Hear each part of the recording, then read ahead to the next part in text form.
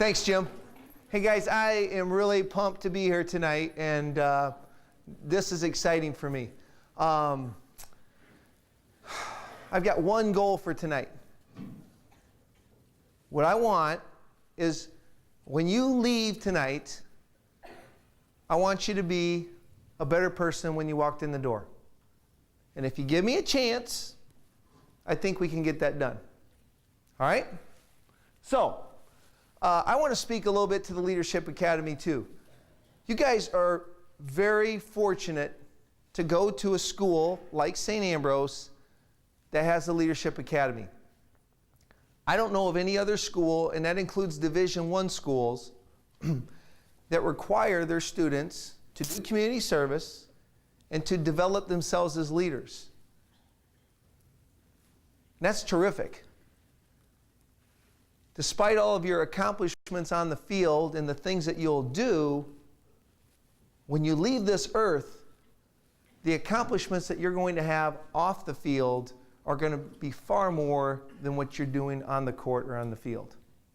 And so for a program for Coach Ray and all his coaching staff to emphasize that and to tell you how important that is, you may not appreciate it at this time, but you're going to appreciate it later on in your life. When you're going and helping out these kids, when you're donating to causes like Socks for Haiti and things like that, that is just huge. And I think you're really lucky to be here. Okay, I want to tell you about my 40th birthday. Isn't that why you came here tonight, to hear how my 40th birthday was? Well, sad to say, my 40th birthday was kind of a while ago. But, you know, I was thinking, I want to do something really special for my 40th birthday, right? I'm going into middle age here, you know, life's got to get really exciting here. And so I thought about red Corvette. But you know what? On a college professor's budget, that just wasn't going to work. So instead, I decided that I would do what millions of other Americans do every weekend. I decided to sign up for a 100-mile race. And so that's what I did. I signed up for the Leadville Trail 100-mile run. I don't know if you've ever heard of it or not. It's an incredible race. It's run in the Rocky Mountains out in Colorado. This was part of the course. And I'll be honest with you, it is by far the hardest thing I have ever done in my life. And I've tried some things afterwards, and nothing compares. It was that difficult. But you know what? It was one of the most gratifying things I have ever done in my life. Hands down. And so I thought, wow, that's kind of interesting. Something that was really hard was really rewarding. I want you to think about one of the most difficult times in your life for a second. What's one of the hardest things that you've been through?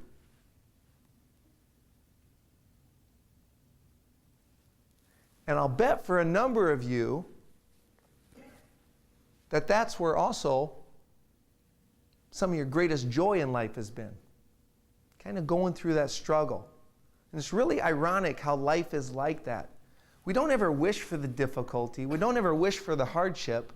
But sometimes that's where the biggest personal growth comes from. So the next time things get tough and you're thinking about bailing out, you might want to reconsider, because there might be something really cool coming around the pike. Okay, I've got to tell you more about this freaky race, because there is nothing like it in the world. There's other races that are long, but the combination of features and facts about this race makes it very unusual. So for starters, we started at 4 o'clock in the morning. And in 2005 is when I first ran that. And there in the picture is my wife and my 3 oldest boys. My 2 other kids were sleeping back at the condo. But these guys got up to do the start of the race with me. And you'll notice on my head I have a headlamp. And because we started out in the middle of the night, I needed that so I could see. And I also used that headlamp during the next night because the race is 30 hours long. So you run through the night, through the day, and through the night, and through some of the day again. Okay. Whoops, I think I went backwards. Sorry about that. Okay, you can't see this super well, but this is an elevation map. And if my pointer, well actually if I point at one, I can't point at the other. Let's go over here and if I can get your eyes to come over here. Basically, in Colorado, you know it's high, right? Denver, Mile High Stadium. Mile, right? We're college students, so you're smart. 5,280 feet. Teams that go out there, complain about the altitude. Hard to breathe. Correct? It is. But Denver's 1 mile high. Leadville is 2 miles high. And so most of the race here was between a low of 9,200 feet to a high of 12,600 feet. And what you see there is there's 2 pretty high mountains, and then there's a third one in there that's difficult as well. And this also looks very symmetrical, doesn't it? It's what they call an out and back race. So you run 50 miles out, and then you turn around and do it again. So what you notice about that is when you're on your way out, if there's a part that you really don't like about the race, you get to see it again on the way back. So the altitude made it very difficult. The barometric pressure is about 1/3 of what it is here. Essentially, the oxygen, there's not much of it in the air, and it's really hard to breathe. How many of you have skied in Colorado? Okay. You probably know what I'm talking about. Sometimes you just get out there and it's like, even just when you're walking. So that was one of the things that we had to contend with. Okay. Rushing rapids and water. Isn't that beautiful? Beautiful scenery. It didn't seem so beautiful when we were running through it, but this was part of the course. And actually there was a section where the creek, I don't know why they call it a creek, it seemed like a raging river to me, but it was about 25 feet wide, so probably about as wide as half of this room, and it was about 3.5 feet deep. We had to run across that. And they actually had an overhead cable across that you needed to hold on to or the water would sweep you away. So I think that's kind of an interesting feature of a race. I haven't been in any other races where you've had something like that. Well, Hope Pass. This is the big mountain. My pictures are 2D, not 3D, so I think it's kind of hard to appreciate. But what I would ask you to do is try to spot the people on there that look like ants.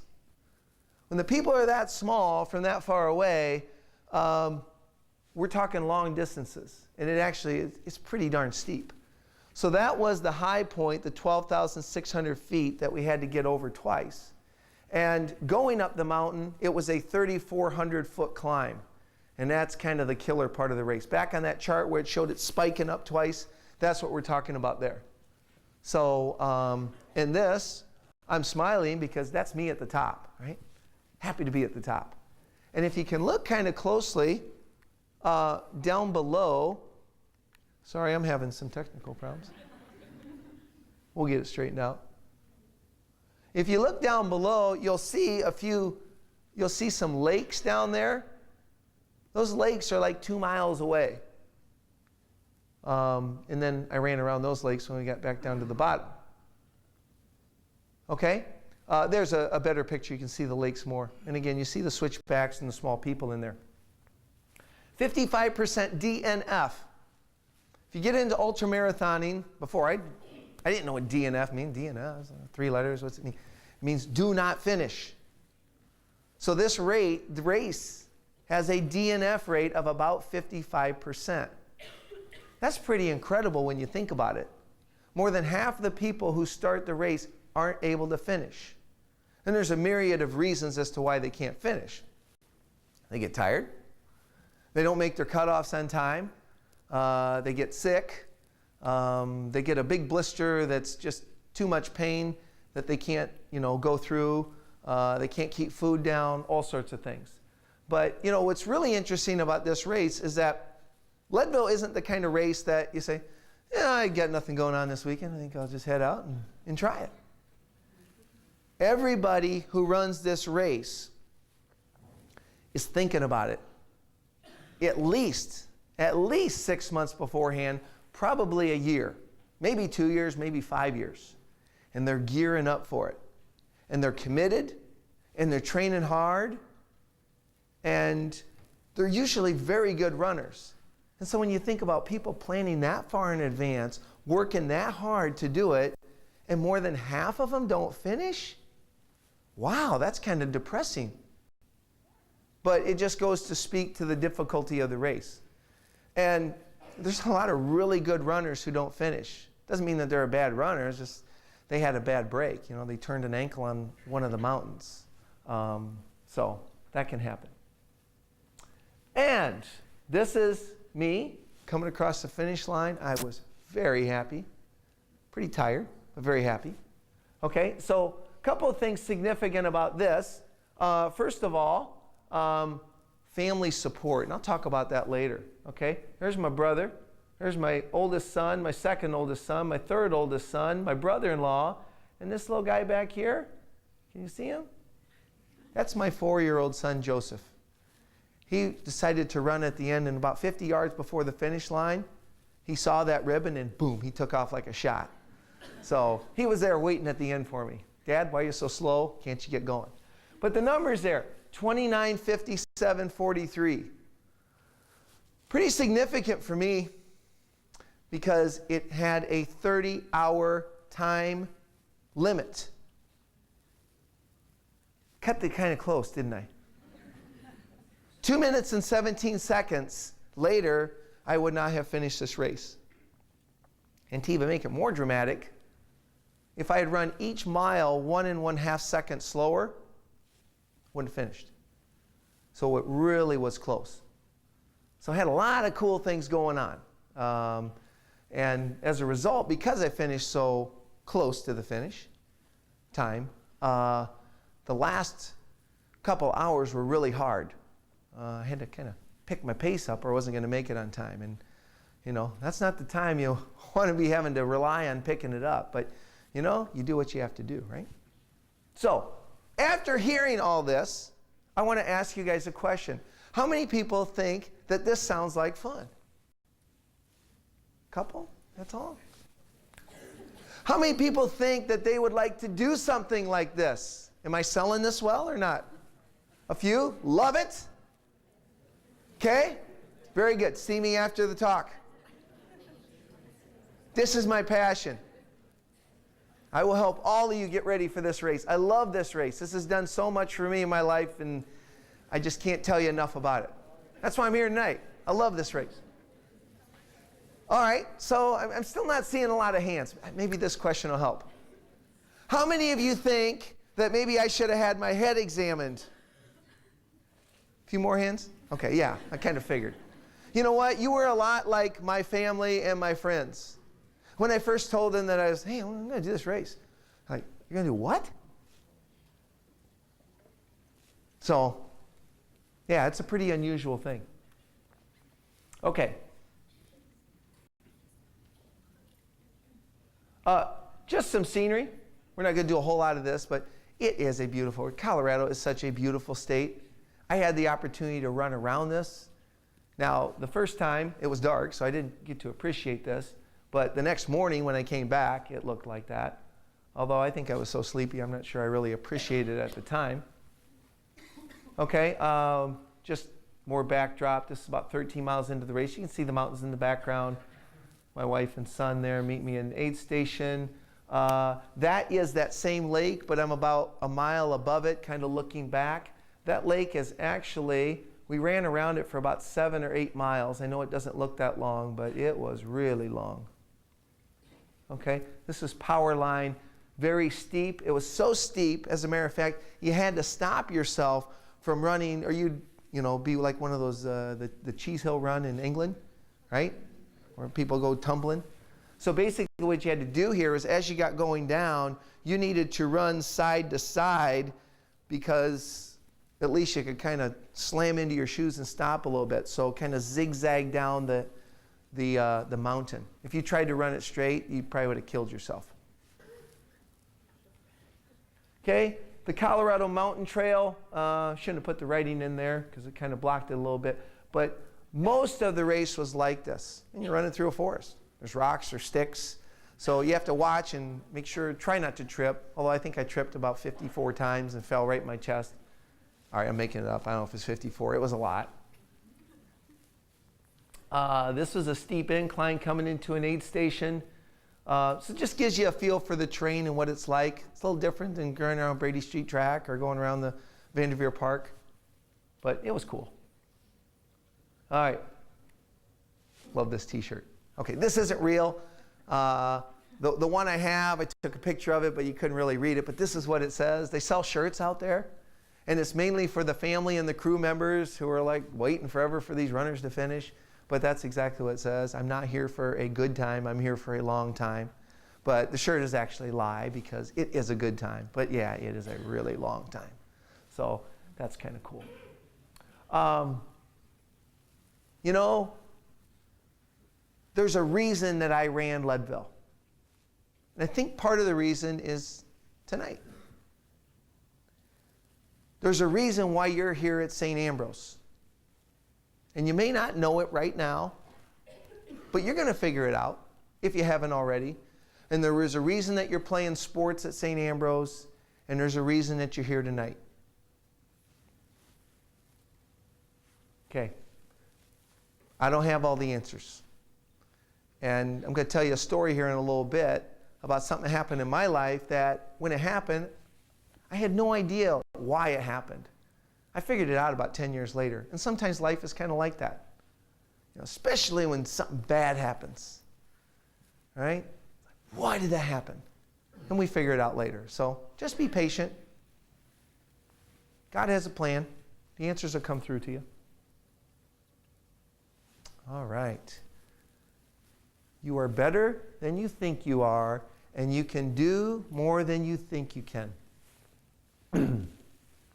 Let me tell you about that in a second. But first, this is the... I better take a sip of this water because I feel like I keep coughing. This is the audience participation part of the evening. I'm not going to ask you to do a whole lot, but this is one of the things I'm going to ask you to do.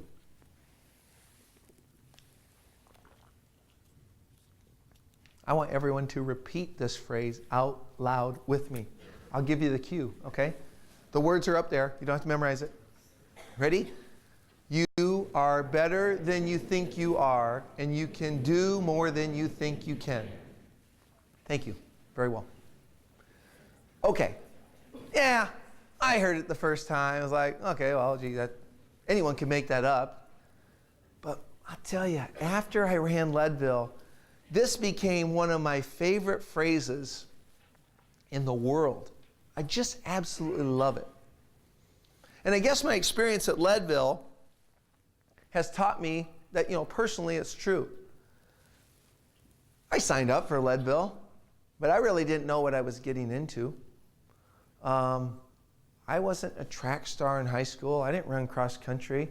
I don't even really like running all that much. And I didn't have a lot of experience with it. The furthest I had ever run was about 38 to 40 miles before I tried Leadville. So going into a race where you're at 2 miles above altitude, or above sea level, excuse me, and you're not one of these ultra marathoners, to try this race, what do you think people thought my chances were of finishing? I mean, okay, you know I finished. So you're like, oh yeah, you can finish.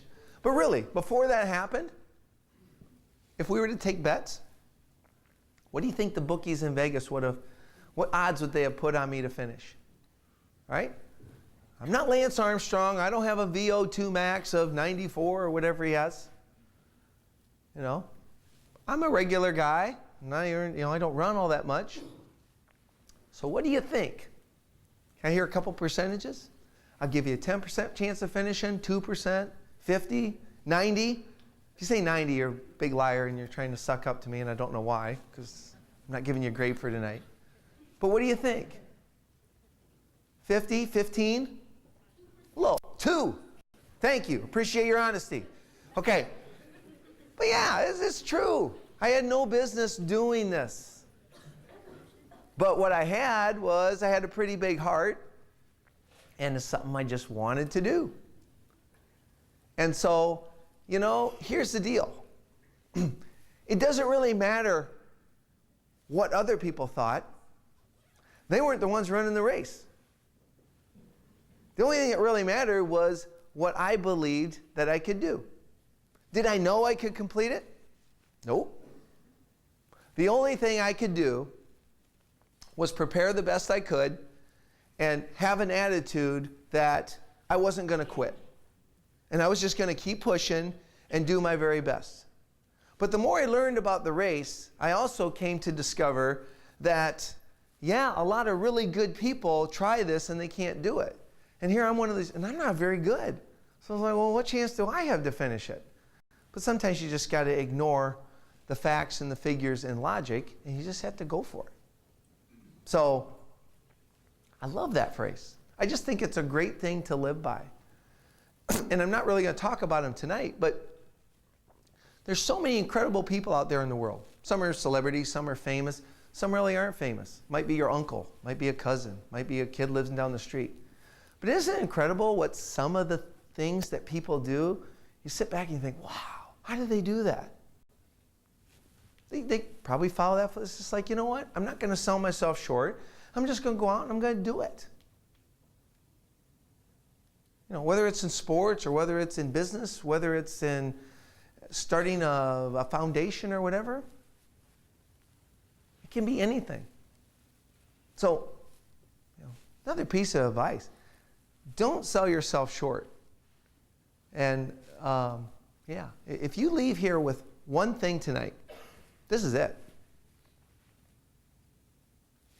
You may think it sounds corny, but it's true.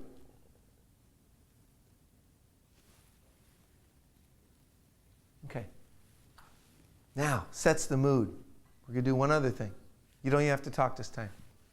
Pretty cool picture, huh? Big moon over the sun. Looks like it's up around the North Pole. So here's what I want you to do. Close your eyes. I'm watching, making sure everyone's eyes are closed. Okay? Put your wallets out in your... No, just kidding. Close your eyes. Everyone, coaches included. Okay, and I want you just to take a few seconds, 30 seconds, no more. And I want you to think about something amazing that you would like to do in your life. It's got to be amazing. Can't be anything just, I'm going to the store tomorrow.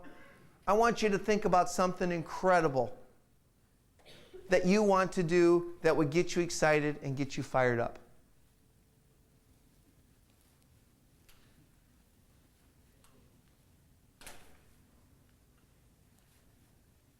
Okay, you can open your eyes. Thanks. Hold that thought. You guys can do it. All right. Now, here comes the second hard part. The first part is just opening up and believing what's possible. Right? Anyone follow NCAA basketball? A few? Who would have thought Butler would make it to the finals or Final Four 2 years in a row? Well, those kids believed in themselves and they did it.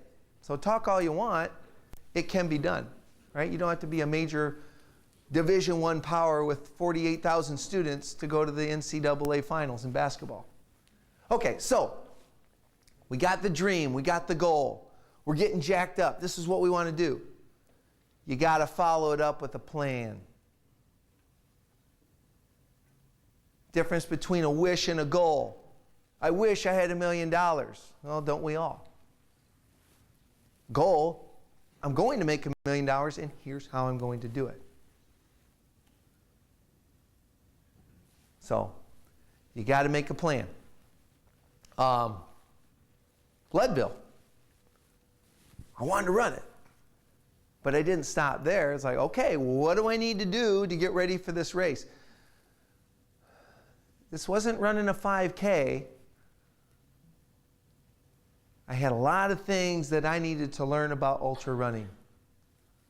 If you saw any of the video beforehand, there was one where my toes were all wrapped up in duct tape, which probably looked kind of funny. But I learned early on that you've got to protect your toes, otherwise you're going to get blisters, and then after 50 miles you're trashed and you can't go any further. I had to learn what I could eat. Who likes to eat when they run? Anybody? I don't. But you have to replace that nutrition or your muscles will shut down. So figuring out what works with my body, what doesn't work. How to, deal with the change in temperature, the heat, the cold. What clothes am I going to wear? Making sure you have clothes on that aren't going to chafe your thighs. Figuring out all those things that, how do you stay awake?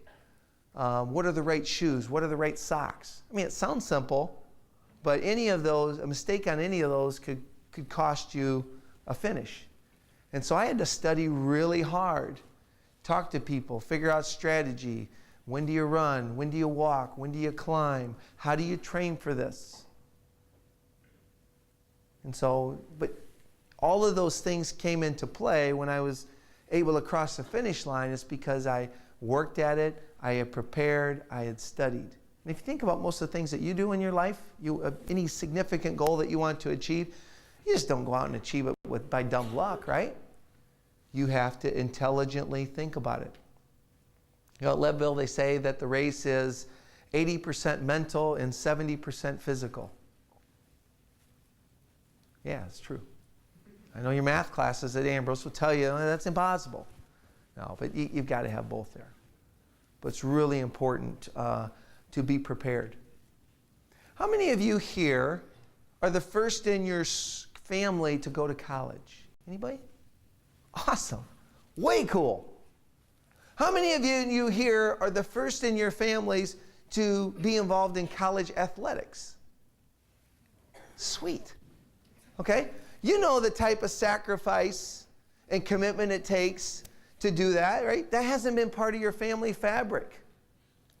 But you worked hard in school, you did what it took to, now your kids are probably going to go to college and everything like that. So you're game changers. That's really awesome. Follow your plan. What is this? Well, it's almost Christmas, so I thought I'd show you a present. The next thing I'm going to tell you, you might say, oh, wait a minute, this doesn't sound real. What kind of advice is this? Okay. The next time adversity hits you in the face, I want you to welcome it. Welcome adversity. Really? Yeah, and let me tell you why. Because God gives us these gifts in our life. He gives us these opportunities. But guess what? These gifts are wrapped up in some wrapping paper called adversity. So you can't see the gift inside until you go through the adversity. But once you do, man, is it sweet. I feel like I faced a lot of adversity when I ran Leadville.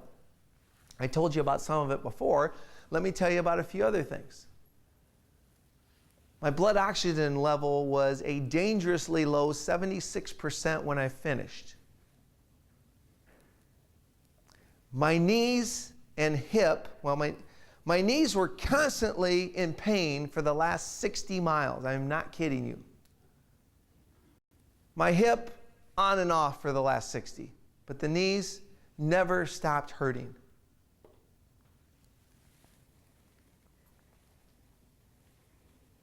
And there was something else I was going to say, but that's enough. Okay? But when I look back on Leadville, you know what?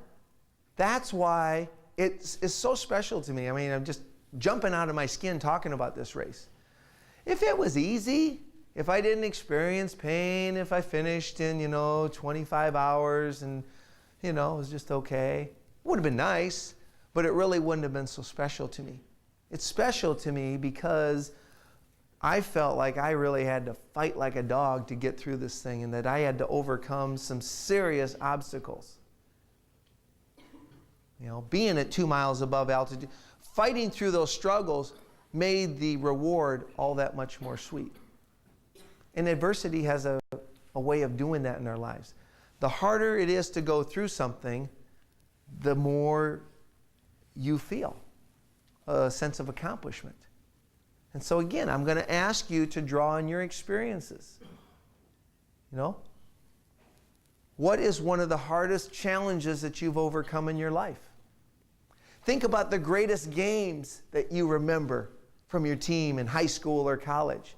More often than not, that great event, that great game, was when the chips were down. You guys were down by 14 points with 6 minutes to go in the game.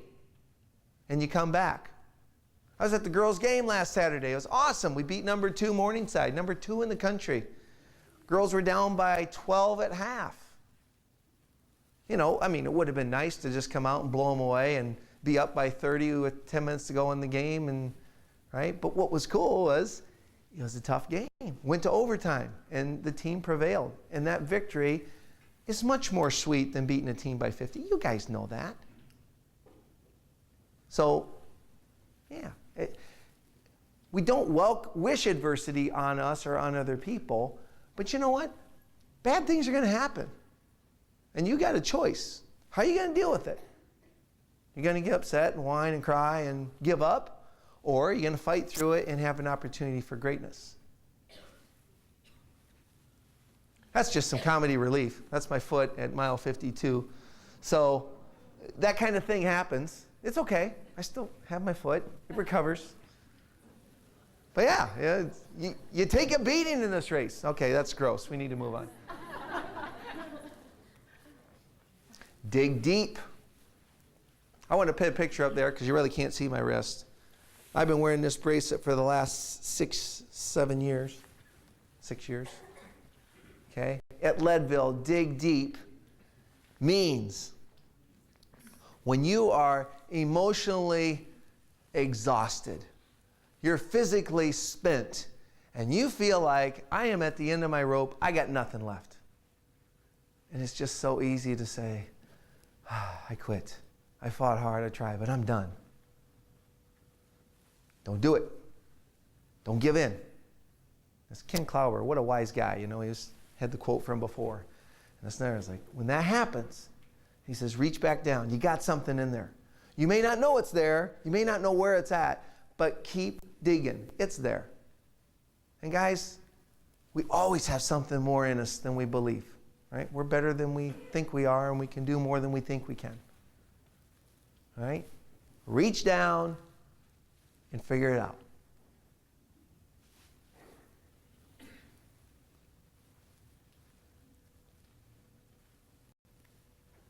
$42. Looks like a football jersey. 42, that number is going to stay in my mind for the rest of my life. Mile marker 42. I hit my low. I'm on my way up, hope passed the first time. Knees are killing me. My hip is killing me. Every time I step, I'm wincing in pain.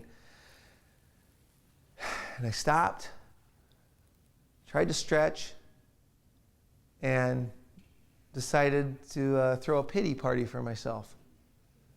And of course, I'm sitting there whining. It's like, gosh, got 58 miles left. Not even up the first mountain the first time. I got to come back and do this. How is it going to get any better when I'm hurting this bad?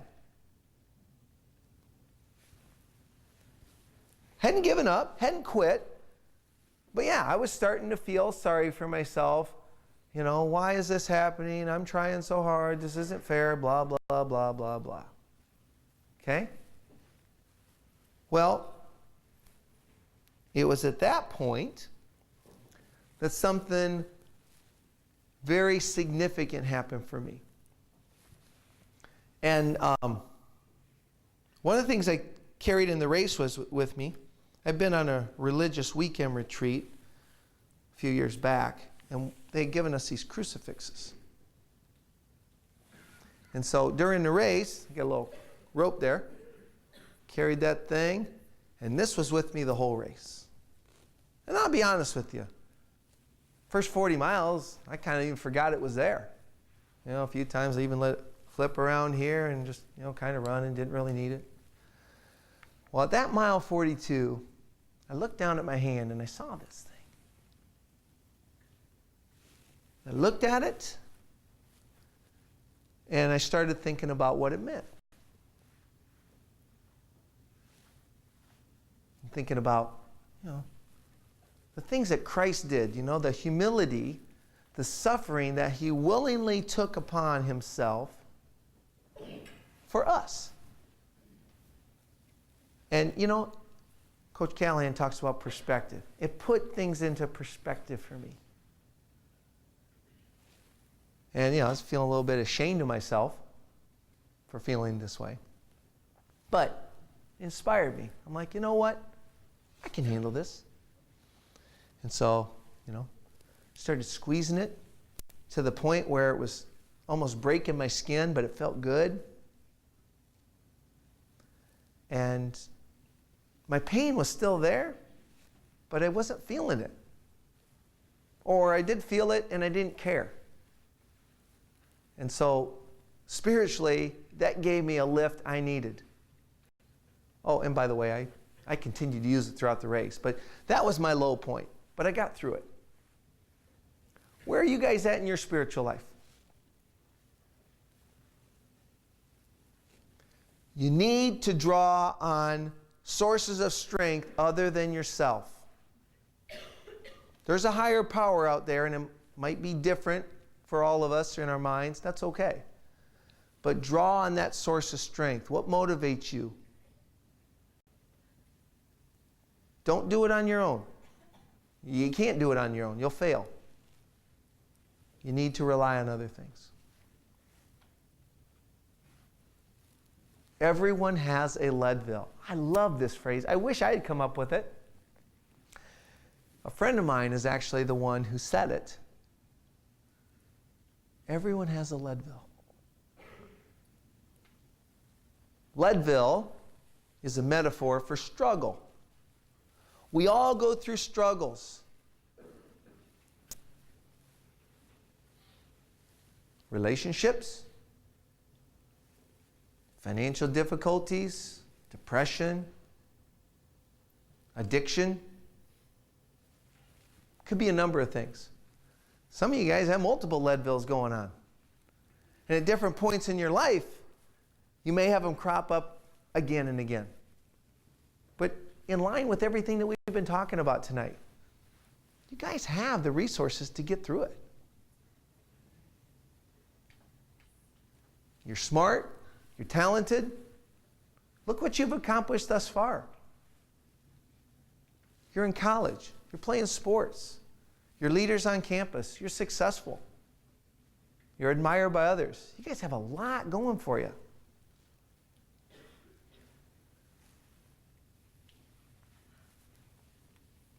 Catalyst. One of the, Leadville was great. And, right now, in my list of accomplishments of things that I've done, I think it's still number one. But a cool thing about this race for me was that there's a lot of things that have happened since. The feeling that you get after you do something like this is you start to feel, I don't want to say invincible, but you start to feel like, you know what? I wonder what else I could do that I've never tried. And that's exactly what this race did for me. There were some things that I thought I would never do. And after I ran Leadville, I'm like, it's time to pony up because I want to get some stuff going. I did an Ironman triathlon a few years after Leadville. And before Leadville, I would have bet you $10,000, and I would have lost, but that I would never do an Ironman. I'm scared of the water, and I consider myself a bad swimmer, and there's no way I would be caught dead swimming around in a lake because it's 2.4 miles. I didn't care about the 112-mile bike ride or the 26-mile run. I could do that. But put me in water for 2.4 miles? Are you kidding? But after you run 100 miles, I could do that. And so I signed up for it. And I started going to the pool. And I looked like a real idiot because I was wearing a wetsuit in 95-degree water and I had flippers on. But that's what I needed to do to build up my confidence and get going. And a few years later, did an Ironman. Then I thought, I kind of got obsessed with this number 100. I thought, well, what else could I do 100 of? I thought, you know what? Wouldn't it be cool to do 100 push-ups in a row? Well, I've never done that. So I started off, and the first time I did like 34. Okay, sorry, I'm embarrassed to say that, but that's where I was. But then I started working at it. I was doing 40, I was doing 50, I was doing 60, I was doing 70, I was doing 80. Got up to 85. And then I was kind of increasing, like, every week by 2 or 3. So the next week I thought, well, maybe I'll do 80, hopefully I'll get 87, 88. And I was actually with a couple of buddies of mine, and I was like, well, I got to get at least 85 or they'll think I'm a big liar. It's like, I get to 86. But, the inspiration and motivation that came with those guys, I actually did 101 that night, and I think I could have done more. I got up to 116. It's like, I never would have tried that. But after 11, I was like, nah, I can do that. There was actually there's a lot of great Ambrose students and graduates. This guy's going to graduate in December from the physical therapy program. He was actually my personal trainer when they run those programs here. You see some of the faculty and staff at the gym with students. All right, you guys see they can't do 1/10 of the things that you guys do. Well, this guy was my trainer, and we got to talking. He says, hey, how would you like to come over to Wharton Fieldhouse with me, and let's do a burpee mile? I'm like, what? He says, yeah, we'll go around the track for a mile, and, you do a broad jump, and then we'll go down and we'll do a push-up, and we'll just do it for a mile. I'm like, okay, why not? So we did. It was like 800 push-ups and 800 broad jumps. Before Leadville, no way, I can't do that. After Leadville, yeah, why not? So did that. And I am very happy to say that next August, I'm going back. And I got a different set of goals. I don't want to just finish. I'm going to try and finish under 24 hours. And I know that sounds crazy, but it was crazy the first time, so what the heck? But it's like, these things continue to motivate me. And that's the neat thing about when you set goals and you do it, you want to do the next thing. And then all of a sudden, you've got 3 or 4 things that you've done. It's like, wow, I'm pretty happy. I like that. You guys are very accomplished people. I mean, I've seen some of you in the weight room. I've seen you on the court, in the field, and great agility, great speed. But I'm going to tell you something. Regardless of where you're at right now, you guys can take it to the next level. I mean, it's up to you whether you want to or not, but it's there. And it's a pretty neat place to go. Okay. I want to talk a little bit about support systems. I went out and I ran Leadville, but it wasn't just me. There's a lot of really cool people who have been a part of my life and things that I've done that they deserve as much or more credit for anything I've ever done. Okay, so my sister and my son, okay, sounds little, but it's big, okay. My wife, brother-in-law, brother, son, sister again, they were there with me, okay. My wife was running some with me. My brother running with me. Okay, whoops, sorry about that. Okay, coming up on the finish line, I got my family with me. Powerful. This is a cool sign a friend of mine made for me. I got posted in my basement. Wow, how neat. Let me tell you something a little bit about my race for next August. Okay, I got some big goals set. But you know what? I can't do this on my own. I got 2 buddies, and they're actually here tonight. And guess what? They're St. Ambrose graduates. Surprise, surprise. Okay? One of them is a coach on the football team now. He's a former All-American football player, Coach Rick Fountain. Another buddy of mine, Doug Himmelman, is on the Hall of Fame for playing football here in the 80s. And these nuts get up at 4:30 in the morning on the weekends, and they run with me. A couple weekends ago, we ran 42 miles. Last weekend, we ran 28 miles. This is becoming par for the course. That would be so hard to do by myself. But you know what? It's easy doing it with these guys. So, as you continue to improve athletically, get those accountability partners, get your workout partners. And then even beyond your physical stuff. You know, you're trying to improve your spiritual life, get someone that, you know, a Bible study partner. You want to do better in school? You know, find some people who care about their grades and, you know, do some study groups. Get together. Things that you want to accomplish in your life, find those people who are good for you. Surround yourself with good people, with positive people. People will help you. Huge. We can't do it on our own. We're not supposed to do it on our own. God made us human beings. We're supposed to enjoy each other's company and motivate each other. So don't be stubborn and do it on your own. Nobody does it on their own.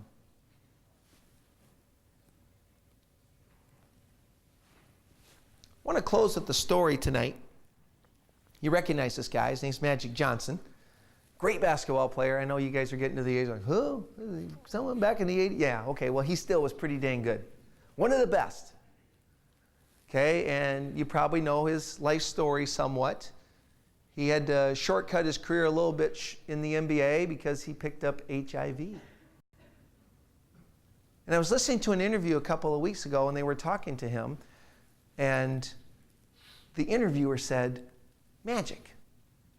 He said, tell me what you think the book will be like that's written about you. What's it going to be about? What's your legacy? What are you going to leave? And here's what he said. He said, you know what? The book that's written about me off the court will be far more significant than the book written about me on the court. That's pretty huge coming from this guy, because he's got how many NBA championships, how many MVP trophies, right? You think Magic, you think basketball, you think Lakers championships. And he was a tremendous talent. But he started talking about, you know, obviously the AIDS thing. That was his adversity, right? That was probably his low point. Well, what did he do about it? Right? Had to face, you know, be very humble about it and come forth. But what has he done? He's gone out and he's helped educate people. His foundation has raised money. He's getting medicine to people who can't afford it. He's saving lives and educating and building awareness about HIV. So he took something difficult, bad in his life, and that's becoming his legacy. I just thought that was such a cool story. And you know what? And that's what I hope for all of you guys. I wish you the best of success on the field. It's fun to watch you guys play, and you're awesome. Hope you have great success on the court and on the field. But what I truly pray for you, I hope that whatever you do off the field outweighs what you do on the field by 1,000 times. You know, what are you doing in your communities? What are you doing to lead your families? What are you doing for your organizations, for your neighborhoods? That's what it's all about. And your coaches here, they get it. They work you hard. You're up at 6 in the morning, lifting weights, running. But the really important thing is that you become great individuals. And that's what St. Ambrose Athletics is emphasizing. And when I said earlier today, that's why you're fortunate to be here, that's why. That's the big picture. Have fun with sports. Sports are great. It's good discipline. The things that you need to do to succeed in sports is a great training camp for life, right? Discipline, commitment, working 100%. That's going to make you successful in the corporate boardroom and in your community and all that stuff. That's great stuff. Okay. We changed that slide. Well, actually, yeah. I would like to ask you guys for some help. Okay? Here's what I want to ask for you. I'm going to ask you for something, and then I want to give you something. Does that sound like a fair deal? Yeah. Okay. Good. Here's what I want to ask you for. I'm going to put up at one of the last slides is going to have my phone number and my email. Plus, I teach at St. Ambrose, so I'm pretty easy to find. What I would love to hear from you, email, a note, something, Any comments or reactions you have to this evening, I would love to hear that. Help me improve this presentation, and I'm always looking for what people think to share that with other people as well. My good friend Dave Sheffield, who are over here by the window, he's got a camera, video phone or something. If you feel like there's something that you'd want to share with him in some kind of short comment or interview afterwards, he's going to have that. I would appreciate it if there's anything that you'd want to say. That would be great. If not, don't worry about it. But thank you in advance for that. And then the last thing is my gift to you. About a year ago, I co-authored a book. I didn't write the whole thing. My book's coming out, but it's just not there yet. And it was up here, but now it's over here. So anyway, this is a pretty cool book. And that's what it looks like. The bad thing is I'm a business professor, and I've got chapter 11. Any business students know what chapter 11? That's bankruptcy chapter, okay? So I need to talk to the people and find out why I got chapter 11, but that's okay. So actually it talks about Leadville in there a little bit. And then there's stories from about 12 or 13 other people in there.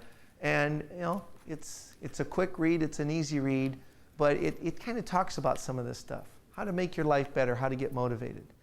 And so I've got a ton of books over there, and I would like each of you to have one complimentary, okay? If you want more than one, I'd ask you to purchase it. But I want to give each of you one for free. Appreciate you guys being here. I have had a fantastic night. I know you guys have Thanksgiving break coming up, so you're going to enjoy that. And I know you got finals coming up and expect you to excel in that. Hey, before we get carried away here. But anyway, I want you to have a great week, and I want to thank you very much for being here tonight. I've signed all these books, so if you just like my signature, it's on there.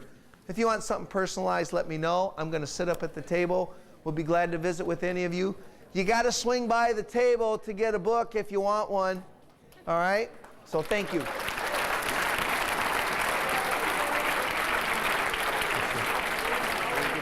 Thank you.